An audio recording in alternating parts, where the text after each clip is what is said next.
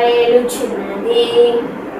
నా నాన్న నయమను భార్యకు దాసిగా ఉన్నది. ఈ ఇజ్రాయేలు చిన్నది. నా నాన్న నయమను భార్యకు దాసిగా ఉన్నది. పరమ సిరియాకు శుభవార్త తెచ్చింది. యెహోరాఫాను పరిచయము చేసింది. పరమ సిరియాకు శుభవార్త తెచ్చింది. యెహోరాఫాను పరిచయము చేసింది. ఈ ఇజ్రాయేలు చిన్నది. నా నాన్న నయమను భార్యకు దాసిగా ఉన్నది. ఈ ఇజ్రాయేలు చిన్నది. నా నాన్న నయమను భార్యకు దాసిగా ఉన్నది. బలము గల నయమనుకు కుష్ఠరోగమున్నది. ఎలీషా వద్ద కుష్ఠుకు మందు ఉన్నది. బలము గల నయమనుకు కుష్ఠరోగమున్నది. ఎలీషా వద్ద కుష్ఠుకు మందు ఉన్నది. 7 మార్లు యోర్దాను నదిలో మునిగి రమ్మనగానే మునిగి వచ్చిన నయమను దేహం తరతరా మెరిసెనే. 7 మార్లు యోర్దాను నదిలో మునిగి రమ్మనగానే మునిగి వచ్చిన నయమను దేహం తరతరా మెరిసెనే. ఈ ఇజ్రాయేలు చిన్నది. నా నాన్న నయమను భార్యకు దాసిగా ఉన్నది. ఈ ఇజ్రాయేలు చిన్నది. నా నాన్న నయమను భార్యకు దాసిగా ఉన్నది.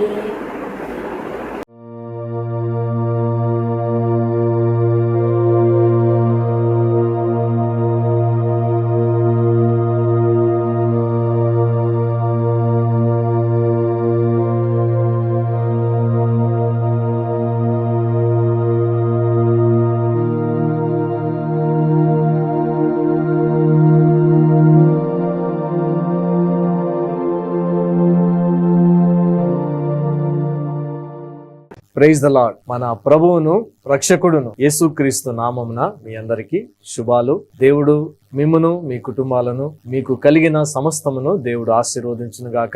ఈ దినమున మన అంశాన్ని ధ్యానము చేసుకుందాం. దేవుడు ఎందుకు మన ప్రార్థనలకు ఆయన జవాబు ఇవ్వక ఆలస్యం చేస్తున్నాడు? దేవుడు ఎందుకు మనము అడిగినవి ఇవ్వటానికి ఎందుకు ఆలస్యం చేస్తున్నాడు? కాబట్టి దేవుని యొక్క వాక్యపు వెలుగులో మనము ఈ దినాన దేవుని యొక్క మాటలు మనం విందాం. అనేక సార్లు ఆలస్యాలు కొన్నిసార్లు మనకు అమృతమైన అది విషంగా మారుతుందన్న లోక సామెతను మనము చూస్తాం. కాబట్టి ఆలస్యము అమృతమైన విషంగా మారుతుంది. నిజమే, కొన్ని విషయాలలో ఆలస్యము అవసరమే. అయితే దేవుని యొక్క ఏర్పాటులో, దేవుని యొక్క సంకల్పములో దేవుడు అన్ని కూడా ఆయన చక్కపరిచాడు. ప్రతిదీ కూడా ఆయన కాలానుగుణంగా, ఆయన సమయానుకూలంగా మన జీవితాలలో ఆయన తన యొక్క ఉద్దేశాన్ని, తన సంకల్పాన్ని ఆయన నెరవేరింప చేసుకుంటాడు. దేవుడు ఎందుకు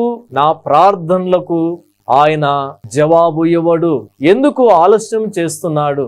లేక దేవుడు నాకు ఇవ్వడానికి, నేను అడిగినవి ఇవ్వటానికి, నేను కోరుకున్నవి ఇవ్వడానికి దేవుడు ఎందుకు ఆలస్యం చేస్తున్నాడు అనే అంశములో మొట్టమొదటిగా యెషయా గ్రంథం 30వ అధ్యాయము 18వ వచనములో, కావున మీ యందు దయ చూపవలనని యెహోవా ఆలస్యము చేయుచున్నాడు, మిమ్మును కరుణింపవలనని ఆయన నిలువబడి ఉన్నాడు. దేవుడు ఆలస్యము చేయడానికి గల కారణము ఏమిటనగా, బైబిల్ యొక్క పరిశుద్ధ వాక్యపు వెలుగులో దేవుడు మన ఎడల దయచూపాలని. ఎవరైనా మనల్ని ఏదైనా అడిగితే రేపు రండి లేక ఎల్లుండి రండి అనే వాయిదాలు వేస్తూ ఉంటాం. అవతల వ్యక్తికి చికాకు అనిపిస్తుంది. ఈయన ఉంటే ఇవ్వచ్చు కదా, రేపెందుకు, మర్నాడు ఎందుకు, లేకపోతే వచ్చే వారం ఎందుకు, వచ్చే నెల ఎందుకు, ఫలానా తేదీ ఎందుకు రమ్మంటున్నాడని మనము అనేక సార్లు వాపోతూ ఉంటాం. కాబట్టి దేవుడు మన జీవితాలలో, మన ప్రార్థనలకు దేవుడు ఆలస్యము చేస్తూ ఉన్నాడు జవాబివ్వటానికి. కారణం ఏమిటో తెలుసా? మన యందు దయ చూపాలని. మనము అడిగినవి ప్రార్థన ద్వారా దేవుడు తొందరగా ఇవ్వక ఆయన ఎందుకు ఆలస్యం చేస్తూ ఉన్నాడంటే ఆయన మన యందు దయ చూపవలనని. ఎందుకనగా ఆయన దయామయుడు, ఆయన దయాదాక్షిణ్య పూర్ణుడు. కీర్తనల యొక్క గ్రంథములో 103వ కీర్తన 8వ వచనములో యెహోవా దయాదాక్షిణ్య పూర్ణుడు, దీర్ఘశాంతుడు, కృపా సమృద్ధి గలవాడు అనే మాట బైబిల్లో రాయబడి ఉన్నది. మరియ జీవితంలో కూడా దేవుడు ఆ యొక్క గబ్రియేలు దేవదూతను పంపాడు. గబ్రియేలు దేవదూత మరియకు ప్రత్యక్షమై లూకాసు వార్త 1వ అధ్యాయము 28వ వచనములో ఆ దూత లోపలికి వచ్చి మరియను చూచి, దయాప్రాప్తురాలా, నీకు శుభము, ప్రభువు నీకు తోడై ఉన్నాడు. కాబట్టి దయాప్రాప్తురాలా, కాబట్టి యేసయ్య దయాదాక్షిణ్య పూర్ణుడు. ఆయన దయను ఆయన మానవుల ఎడల చూపెట్టాడు. కాబట్టి చూపెడుతూ ఉన్నాడు, చూపెట్టబోతూ ఉన్నాడు. అందుకే మన ప్రార్థనలకు దేవుడు ఎందుకు ఆలస్యం చేస్తూ ఉన్నాడంటే దయ చూపాలని, మిమ్మును కరుణించాలని ఆయన నిలువబడి ఉన్నాడు. అందుకే ఆయన నిమిత్తము కనిపెట్టుకుని వారందరూ ధన్యులు. ప్రియ సహోదరుడా, ప్రియ సహోదరి, నేను అడిగింది దేవుడు వెంటనే ఇవ్వడం లేదు. నేను ప్రార్థన చేసింది దేవుడు వెంటనే ఇవ్వడం లేదు. నేను కోరుకున్నది దేవుణ్ణి మనవి చేస్తే ఆయన నాకు దానిని ఇవ్వడం లేదు అని వాపోతూ ఉంటే, ఈ సమయంలో దేవుని యొక్క వాక్యపు వెలుగులో దేవుడు ఆలస్యం చేయడానికి గల కారణం ఏదంటే నీ యందు, నా యందు, మనందరి యందు ఆయన దయ చూపెడుతూ ఉన్నాడు. కాబట్టి ఆయన దయాదాక్షిణ్య పూర్ణుడు. కాబట్టి మరియకు కూడా, కన్య అయిన మరియ దగ్గరకు ఆయన గబ్రియేలును దేవదూతను పంపాడు. దయా ప్రాప్తురాలా, నీకు శుభము. అందుకే ఈ లోకములో కూడా మనుషుల దయ, దేవుని దయ అవసరము. లూకాసు వార్త 2వ అధ్యాయములో 52వ వచనములో యేసు జ్ఞానమందును, 2వదిగా వయస్సునందును, 3వదిగా దేవుని దయందును, 4వదిగా మనుషుల దయందును వర్ధిల్లుచూ ఉండెను. కాబట్టి ముందుగా దేవుని దయయందు మనము వర్ధిల్లాలి, మనుషుల దయందు కూడా వర్ధిల్లాలి. సామెతలు 3వ అధ్యాయం 3వ వచనములో దయను సత్యమును ఎన్నడును నిన్ను విడిచిపోనీయకుము, వాటిని కంఠ భూషణముగా ధరించుకునుము, నీ హృదయమనే పలక మీద వాటిని వ్రాసికొనుము. దయా, తోటి మానవుల ఎడల మనము దయ చూపాలి. కాబట్టి తండ్రి అయిన దేవుడు మానవుల ఎడల దయ చూపి తన అద్వితీయ కుమారుడైన యేసుక్రీస్తును ఈ లోకానికి ఆయన అనుగ్రహించాడు. కాబట్టి ప్రేమించెను, అనుగ్రహించెను. యేసుక్రీస్తు మానవుల ఎడల ఆయన దయ చూపి ఆ గొల్గొతా కొండపై కపాలమనబడిన ఆ స్థలములో సర్వ మానవుల పాప పరిహారార్థమై తన యొక్క రక్తమును చిందించాడు, తన యొక్క ప్రాణమును విమోచన క్రయధనముగా అర్పించాడు. కాబట్టి ఆయన దయామయుడు, ఆయన దయాదాక్షిణ్య పూర్ణుడు. కాబట్టి దేవుడు మన ప్రార్థనలకు ఆయన ఆలస్యం చేస్తూ ఉన్నాడంటే, దేవుడు మనము అడిగిన వాటిని వెంటనే ఇవ్వక ఆయన ఆలస్యం చేస్తూ ఉన్నాడంటే ఆయన మనలను అలక్ష్యము చేసినట్టు కాదు. డాక్టర్ ఏబి మాసిలమణి గారు దేవుని యొక్క ఆలస్యాలను గురించి ఒక మాట ఓ సందర్భంలో చెబుతూ, దేవుని ఆలస్యాలు అలక్ష్యాలు కాదు, దేవుని ఆలస్యాలు మానవునికి పరలోకము నుండి భూలోకానికి తీసుకుని వచ్చే ఆశీర్వాదాలు అనే మాటను కాపరి పుస్తకములో ఆయన వ్రాసి ఉన్నాడు. కాబట్టి ప్రియమైన దేవుని బిడ్డలారా, దేవుడు మన ఎడల ఆలస్యం చేస్తూ ఉన్నాడంటే మనము అడిగినవి మరి గోజాడి బ్రతిమలాడి ప్రాధేయపడి పదే పదే అడిగిన వాటిని దేవుడు ఇవ్వకుండా ఆలస్యము చేస్తూ ఉన్నాడంటే ఆయన దయ చూపుతున్నాడన్న విషయాన్ని దేవుని యొక్క వాక్యములో మనం గమనించాలి. కాబట్టి మరియకు దయ చూపెట్టాడు. ఆ విధంగా మానవులందరి ఎడల కూడా ఆయన దయ చూపెట్టాడు. కాబట్టి దేవుని దయందు, మనుషుల దయందు యేసుక్రీస్తు వర్ధిల్లాడు. కాబట్టి మనము దయగలిగి ఈ లోకములో జీవించాలి. కాబట్టి దేవుడు మన యందు దయ చూపవలనని ఆలస్యం చేస్తున్నాడు. అది వివాహానికైనా, లేకపోతే ఉద్యోగానికైనా, లేకపోతే నీ అప్పులు తీరడానికైనా, నీకు మరి గర్భఫలము సంతానం ఇవ్వడానికైనా, లేక నీ జీవితంలో కలిగే అనారోగ్యాలకు దేవుడు ఆయన ఆలస్యం చేస్తూ ఉన్నాడంటే, లేక నీ జీవితంలో నీవు స్థిరపడటానికి, నీకు ప్రమోషన్ ఇవ్వడానికి, ఇంక్రిమెంట్ ఇవ్వడానికి, లేక నీ జీవితంలో మెరుగైన ఉన్నతమైన అత్యున్నతమైన స్థానాన్ని పొందుకోవడానికి నీవు ఆలస్యము మరి ఒకవేళ ఆ విధంగా కంగారు ఆందోళనతో చెందుతూ ఉంటే, దేవుడు ఆలస్యం చేస్తూ ఉన్నాడంటే నీ ఎడల దేవుని యొక్క ఉద్దేశం ఏదంటే నీ ఎడల దయ చూపాలని. కాబట్టి దేవుడు ఆయన తప్పక మానవుల ఎడల దయ చూపించాడు, దయ చూపెడుతూ ఉన్నాడు, దయ చూపించవా ఆయన పెట్టబోతున్నాడన్న విషయాన్ని గమనించాలి. రెండవదిగా దేవుని యొక్క పరిశుద్ధ గ్రంథములో ఈ మాట వ్రాయబడి ఉన్నది. దేవుడు ఎందుకు ఆయన ఆలస్యము చేస్తూ ఉన్నాడని మత్తయి సువార్త 25వ అధ్యాయం 5వ వచనములో యేసుక్రీస్తు వారు 10 మంది కన్యకలను గురించి ఆయన మాట్లాడుతూ అక్కడ అంటాడు, 5గురు బుద్ధి గలవారు, 5గురు బుద్ధి లేని వారు. అయితే బుద్ధి కలిగిన వారు తమ దివిటీలలో నూనెను తీసుకొని వారు మరి పెండ్లికి వెళ్ళినట్టుగా మనము చూడగలము. అనగా పెండ్లి కుమారుని ఎదుర్కొనటానికి బయలుదేరిన 10 మంది కన్యకలు. కాబట్టి పెండ్లి కుమారుని ఎదుర్కోవడానికి 10 మంది కన్యకలు వారు బయలుదేరారు. అయితే వారిలో 5గురు బుద్ధి లేని వారు, 5గురు బుద్ధి లేని వారు. బుద్ధి లేని వారని ఎందుకు అన్నారంటే వారు పెళ్లి కుమారుని ఎదుర్కోవడానికి వెళుతూ ఉన్నారు. అయితే వారు తమ యొక్క సిద్ధెలలో నూనెను తీసుకొని వెళ్ళలేదు. అనగా నిర్లక్ష్యం, అజాగ్రత్త.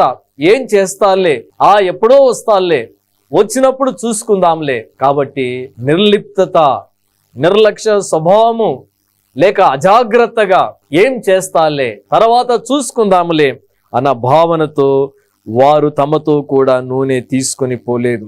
అయితే బుద్ధి గల వారు తమ దివిటీలతో కూడా సిద్ధెలలో నూనె తీసుకొని పోయిరి. కాబట్టి దివిటీలు వెలిగించాలంటే సిద్ధెలలో నూనె ఉండాలి. కాబట్టి వారు దివిటీలు అయితే తీసుకున్నారు కానీ సిద్ధెలలో నూనె లేదు. అయితే పెండ్లి కుమారుడు ఆలస్యము చేయగా, ఎందుకు ఆలస్యము ఆయన చేస్తూ ఉన్నాడంటే మొదటి కారణం మనం చెప్పుకున్నాం. కాబట్టి ఆయన ఉద్దేశం ఏదంటే ప్రతి ఒక్కరు కూడా రక్షణ పొందాలనేదే దేవుని యొక్క ఆశ. 2వ పేతురు పత్రిక 3వ అధ్యాయము 9వ వచనములో, ప్రియులారా ఒక సంగతి మరచి పోకుడి, ఏమనగా ప్రభువు దృష్టికి ఒక దినము 1000 సంవత్సరముల వలెను, 1000 సంవత్సరములు ఒక దినము వలెను ఉన్నవి. కొందరు ఆలస్యమని ఎంచుకొనున్నట్లు ప్రభువు తన వాగ్దానమును గూర్చి ఆలస్యము చేయువాడు కాడు గాని ఎవడును నశింపవలనని ఇచ్చయింపక అందరూ మారు మనసు పొందవలనని కోరుచు. కాబట్టి ప్రభువు తన వాగ్దానమును గూర్చి ఆలస్యము చేయువాడు కాడు. కాబట్టి దేవుడు ఎందుకు ఆయన మరి ఆలస్యము చేయువాడు కాడని బైబిల్లో వ్రాయబడింది. మత్తయి 25వ అధ్యాయం 5వ వచనములో పెండ్లి కుమారుడు ఆలస్యము చేయగానే వ్రాయబడింది. వచ్చుచున్నవాడు ఆలస్యము చేయక త్వరగా వచ్చునని హెబ్రీలకు రాసిన పత్రిక 10వ అధ్యాయం 37వ వచనములో, ఇక కాలము బహు కొంచెముగా ఉన్నది, వచ్చుచున్నవాడు ఆలస్యము చేయక వచ్చును. కాబట్టి ఆలస్యము చేయక వస్తాడు. కాబట్టి ఆయన పెండ్లి కుమారుడు ఆలస్యము చేశాడు. ఆయన ఆలస్యము ఇప్పటికీ చేస్తూ ఉన్నాడంటే కారణం ఏదంటే ఎవరును, అందుకే అక్కడ వ్రాయబడిన మాట, 2 పేతురు 3:9 కొందరు ఆలస్యమని ఎంచుకొనున్నట్లు ఆ వస్తాలే దేవుడు ఎప్పుడో వచ్చినప్పుడు చూసుకుందాం, ఇంకా నాకు వయసు ఉంది, ఇంకా నేను పెళ్లి చేసుకోవాలి, పిల్లల్ని కనాలి, మంచి పొజిషన్ను నేను పొందుకోవాలి.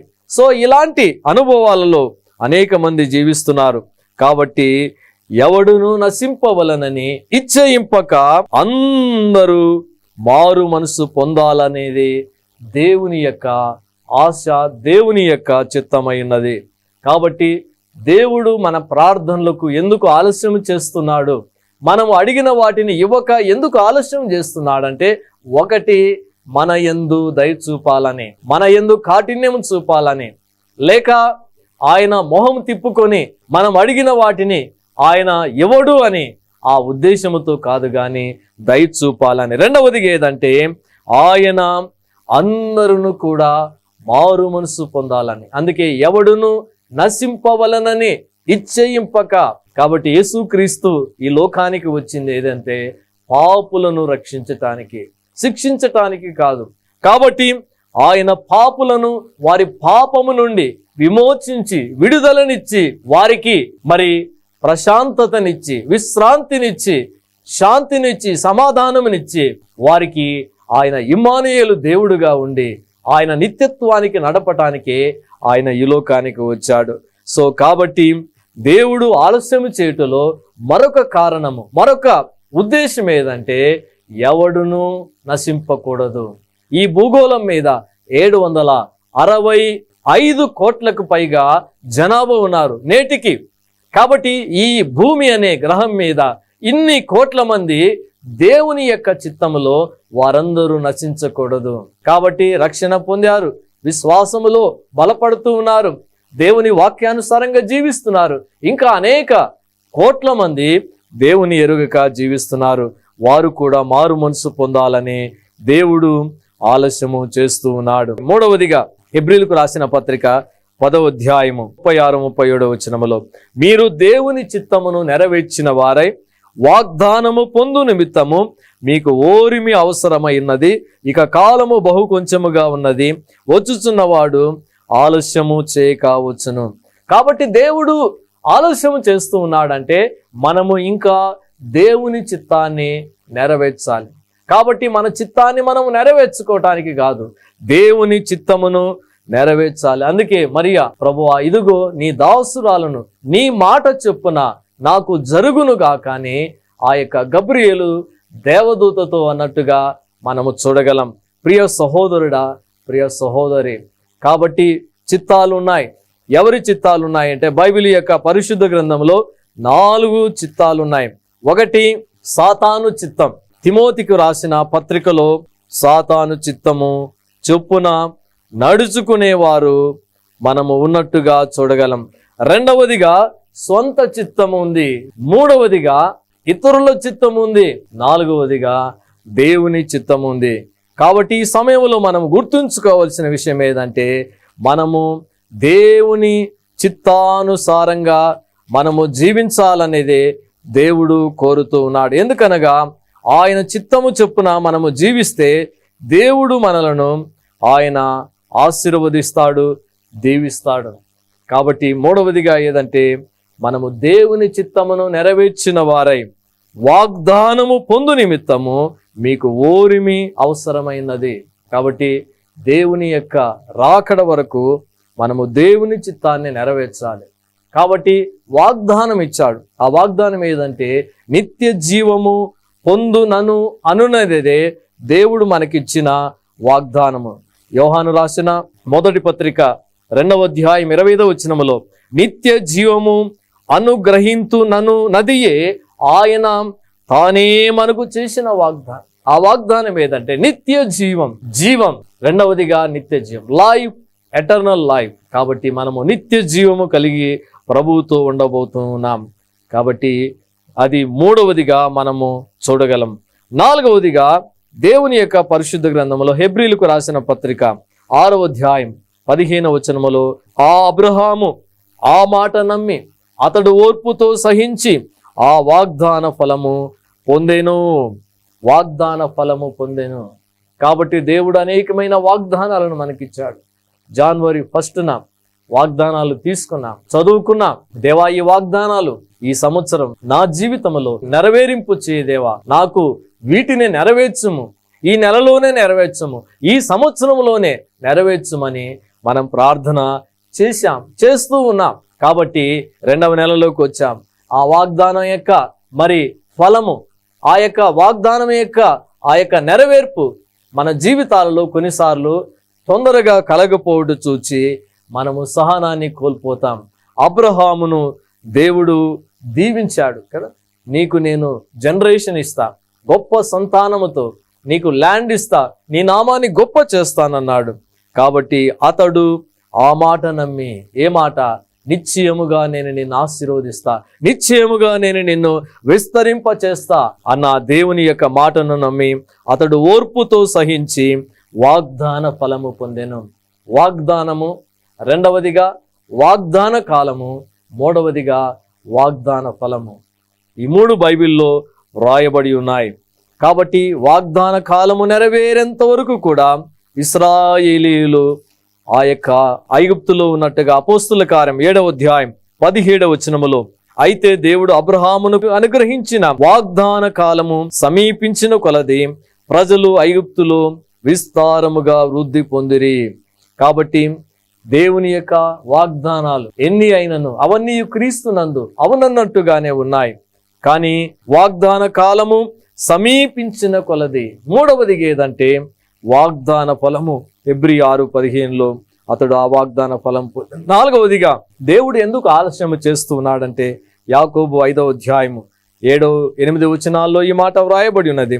సహోదరులారా, ప్రభువు రాకడ వరకు ఓపిక కలిగి ఉండుడి. చూడుడి, వ్యవసాయకుడు తొలకరి వర్షంను కడవరి వర్షంను సమకూడు వరకు విలువైన భూఫలము నిమిత్తం ఓపికతో కాచుకొనొచ్చు దాని కొరకు కనిపెట్టును గదా. ప్రభువు రాక సమీపించుచున్నది గనుక మీరును ఓపిక కలిగి ఉండుడి. మీ హృదయములను స్థిరపరచుకొనుడి. మీ హృదయములను స్థిరపరచుకొనుడి. కాబట్టి ఓపిక కలిగి ఉండండి. ఆ విధంగానే మీ హృదయాలను స్థిరపరచుకొనండి. కాబట్టి పెళ్లి కుమారుడు ఆలస్యము చేశాడు. అయితే పెళ్లి కుమారుడు వచ్చెను. పెళ్లి కుమారునితో పాటు తమ దివిటీలు పట్టుకొని సిద్ధలలో నూనె ఉన్నవారు పెళ్లి కుమారునితో పాటు పెళ్లి విందులోకి వెళ్ళిపోయిరి. ప్రియా దేవుని ప్రజలారా, కాబట్టి వ్యవసాయకుడు అనగా నారు వేసి ఆ తరువాత కలుపు మొక్కలు తీసి దానికి ఎరువు వేసి దానిని కాపు కాసి 4 నెలలు తర్వాత అంతములోనే పంటను చూస్తాం. కాబట్టి కన్నీరు విడుచుచు విత్తువారు సంతోషగానముతో పనులు మోసుకొని వస్తారని 126వ కీర్తనలో మనము చూచి ఉన్నాం. కాబట్టి పరీక్షల్లో చివరి అకాడమిక్ ఇయర్ అంతా చదివితే ఫైనల్ ఎగ్జామ్స్ మార్చి ఏప్రిల్లో ఉంటాయి. కాబట్టి దాంట్లో విజయం పొందాలి అంతములోనే. అందుకే ప్రభువు రాకడ వరకు మనము ఓపిక కలిగి ఉండాలి. మన హృదయాలను స్థిరపరచుకోవాలి. లూకాసు వార్త 21వ అధ్యాయం 19వ వచనములో, మీరు మీ ఓర్పు చేత మీ ప్రాణములను దక్కించుకుంటారు. కాబట్టి ఓర్పు చేతనే మనము ప్రాణాలను దక్కించుకుంటాం. ఈ సమయంలో దేవుని యొక్క వాక్యాన్ని మనం విని ఉన్నాం. మనము మన జీవితాలలో ప్రశ్న వేసుకుందాం. దేవా, నా పట్ల నీవు ఆలస్యము చేస్తూ ఉన్నావంటే నా మంచి కొరకే, నా మేలు కొరకే, నా క్షేమము కొరకే, నా యొక్క మరి ఆ యొక్క ఆశీర్వాదము కొరకే నీవు ఆలస్యము చేస్తూ ఉన్నావన్న దేవా సంగతిని నేను ఈ దినాన తెలుసుకున్నాను. కాబట్టి నీ చిత్తములో, నీ సమయంలో, నీ విధానములో నేను వాటిని పొందుకోవడానికి దేవా నీవు నాకు సహాయం చేయని మనం ప్రార్థన చేద్దాం. కాబట్టి ఎందుకు దేవుడు ఆలస్యం చేస్తాడు? మనకివ్వడానికి, మనల్ని కరుణించటానికి, మన మీద దయ చూపటానికి. ఒకటి, మన యందు దయ చూపాలని. 2వదిగా మనం చూచి ఉన్నాం, ఎవరునూ నశింపకూడదని దేవుడు ఆలస్యము చేస్తూ ఉన్నాడు. 3వదిగా ఏదంటే మనము దేవుని చిత్తాన్ని నెరవేర్చి వాగ్దానాలు పొందాలని దేవుడు ఆలస్యం చేస్తూ ఉన్నాడు. 4వదిగా ఏదంటే దేవుని మాటలు నమ్మి దేవుని మాటల కోసం మనము నిరీక్షణతో కనిపెడితే వాగ్దాన ఫలాన్ని పొందుతాం. అందుకే దేవుడు ఆలస్యం చేస్తాడు. అబ్రహాముకు దేవుడు 75 సంవత్సరాలప్పుడు వాగ్దానం చేశాడు. 100 సంవత్సరాలప్పుడు దేవుడు ఇస్సాకును సంతానంగా ఇచ్చి ఉన్నాడు. చివరిదిగా ఏదంటే ప్రభువు రాకడ వరకు మనము ఓపిక కలిగి ఉండాలి. కాబట్టి ఆయన ఆలస్యము చేయవాడు కాడు గాని, కాబట్టి ఆయన త్వరగా వస్తూ ఉన్నాడు. మనము రక్షణ పొందాలి, మారు మనసు పొందాలి, ప్రభు అయిన యేసు క్రీస్తును మన హృదయములో విశ్వసించాలి, నీటి బాప్తిస్మం పొందాలి, సంఘములో చేర్చబడాలి, అపోస్తుల బోధలో, సహవాసములో, రొట్టె విరుచుటలో, ప్రార్థన చేయుటలో ఎడతెగక ఉండాలి, పరిశుద్ధంగా జీవించాలి, ఇతరులకు మేలు చేయాలి, ఇతరులకు సువార్త ప్రకటించాలి. కాబట్టి దేవుని కోసం మనము జీవించాలి. అటువంటి కృప దేవుడు మనకు దయచేయునుగాక. ఇంకా ఎవరైనా రక్షణ పొందలేక, ఇంకా రక్షింపబడక, ఇంకా లోకములో పాపములో ఉంటే ఇది అనుకూల సమయం, ఇది రక్షణ దినం. యేసయ్యా, నా జీవితాన్ని నీకు సమర్పిస్తూ ఉన్నాను, కాబట్టి నా జీవితంలో నీవెందుకు ఆలస్యం చేస్తున్నావంటే, దేవా నీ వాక్యం ద్వారా నాతో మాట్లాడినావు, కాబట్టి నీవిచ్చేంత వరకు నమ్మకము, విశ్వాసము, నీవిచ్చేంత వరకు ఓర్పు, సహనము కలిగి నేను కనిపెట్టుకొని వాటిని పొందుకున్నట్లు అబ్రహాములాగా అటువంటి ఓర్పు, సహనము నాకు దయచేయము దేవా అని ప్రార్థన చేద్దాం. ప్రేమగల తండ్రి, వందనాలు, వాక్యాన్ని మాకు వినిపించినందుకై స్తోత్రాలు. అవును ప్రభువా, మా జీవితాలలో మా ప్రార్థనలకు మీరు జవాబివ్వక ఆలస్యము చేస్తూ ఉన్నారు. మేము అడిగిన వాటిని ఇవ్వక మీరు ఆలస్యము చేస్తున్నారంటే వాటికి కారణాలు ఉన్నాయి. కాబట్టి ఆలస్యాలు మీ అలక్ష్యాలు కావు, ఆలస్యాలు మీరు తీసుకుని వచ్చే ఆశీర్వాదాలు. కాబట్టి అనేక మందికి ప్రభువానైనా ప్రభువా ఆరోగ్యము అడిగితే దేవుడు వారికి కొంతకాలము అలానే అనుమతినిచ్చి తర్వాత దేవుడు ఆయన సమయములో ఆరోగ్యాన్ని ఇస్తాడు.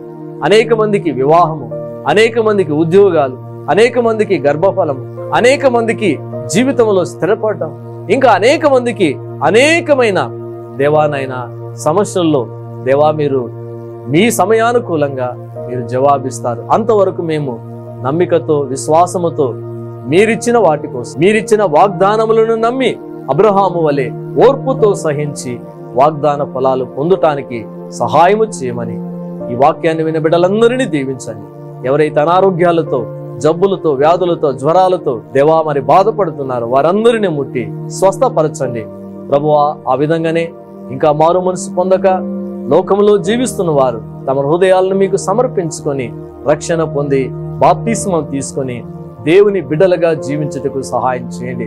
రక్షణ పొంది ఆత్మీయంగా మరుగుజ్జుతనములో ఉన్నారు, వారిని వాక్యముతో వెలిగించండి, మండించండి దేవా. మీ యొక్క వాక్యములో వారు నిత్యము ధ్యానిస్తూ, పఠిస్తూ, శోధిస్తూ, పరిశీలన చేస్తూ వారు వాక్యాన్ని ఇతరులకు అందించే వారిగా ఉండటానికి సహాయం చేయమని, తొట్టిల్లున్న వారిని లేవనెత్తుమని ప్రార్థిస్తూ, బలహీనులైన వారిని దేవా, అనాథులైన పిల్లలను, విధవరాన్లను, వికలాంగులను దేవానైనా వృద్ధులను అనేకులను జ్ఞాపకం చేసుకుంటున్నా వారందరికీ మీరు సహాయం చేయమని, గర్భఫలాలు లేని వారికి గర్భఫలాలు దయచేయండి, నిరుద్యోగాలతో ఉన్న వారికి ఉద్యోగాలు దయచేయండి.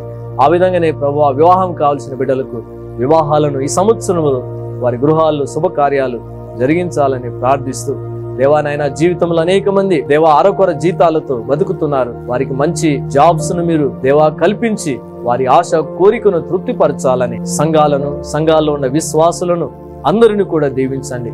అందరూ కూడా వాక్యములో, ప్రేమలో, సహవాసములో వర్ధిల్లునట్లు సహాయము చేయమని యేసు నామమున ప్రార్థించి అడిగి వేడుకుంటున్నాము తండ్రి. ఆమేన్.